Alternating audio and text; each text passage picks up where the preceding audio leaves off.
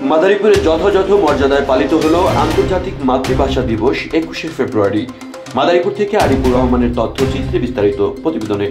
মাদারীপুরে যথাযথ মর্যাদায় পালিত হলো আন্তর্জাতিক মাতৃভাষা দিবস 21শে ফেব্রুয়ারি। শহীদ মাতৃভাষা দিবস উপলক্ষে সর্বস্তরের মানুষের শহীদদের প্রতি শ্রদ্ধা পুষ্পার্পণ ও শ্রদ্ধাঞ্জলি দিয়েছেন শহীদ মিনারগুলোতে।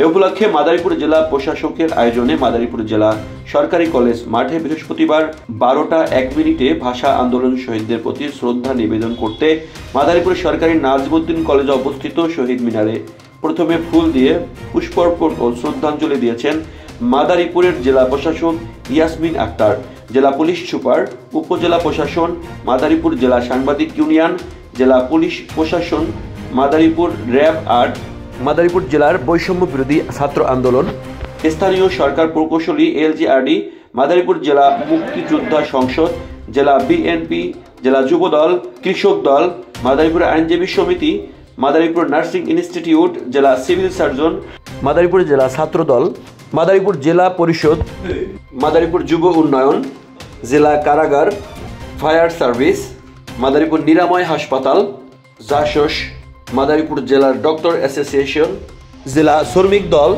মাদারীপুর আনসার বিডিবি, মাদারীপুর জেলা জাতীয় মহিলা সংস্থা, উপজেলা আনসার ব্যাটালিয়ন, মাদারীপুর জেলার মাদক দ্রব্য নিয়ন্ত্রণ, মাদারীপুর শিল্পকলা একাডেমির উদিসি শিল্পী গোষ্ঠী, জেলা সামাজিক সংগঠন সুবাকাশ সহ জেলার বিভিন্ন সামাজিক সংগঠন, রাজনৈতিক ও অরাজনৈতিক সংগঠনগুলো। বলেন, আজ 21শে ফেব্রুয়ারি মহান শহীদ দিবস উপলক্ষে আমরা এখানে শহীদদের স্মরণে এসেছি তাদেরকে শ্রদ্ধা জানাতে আমাদের নার্সিং কলেজ থেকে মাদারীপুর। হ্যাঁ বলুন।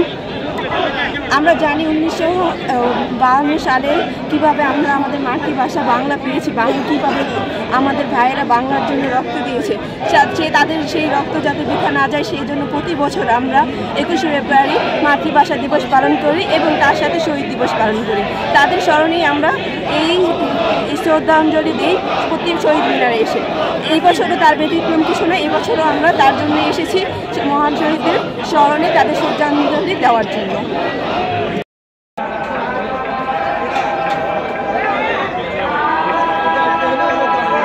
মাদারীপুর উন্নত মানের খাবারের নিশ্চয়তা দিচ্ছে টেস্ট ফরএভার রেস্টুরেন্ট।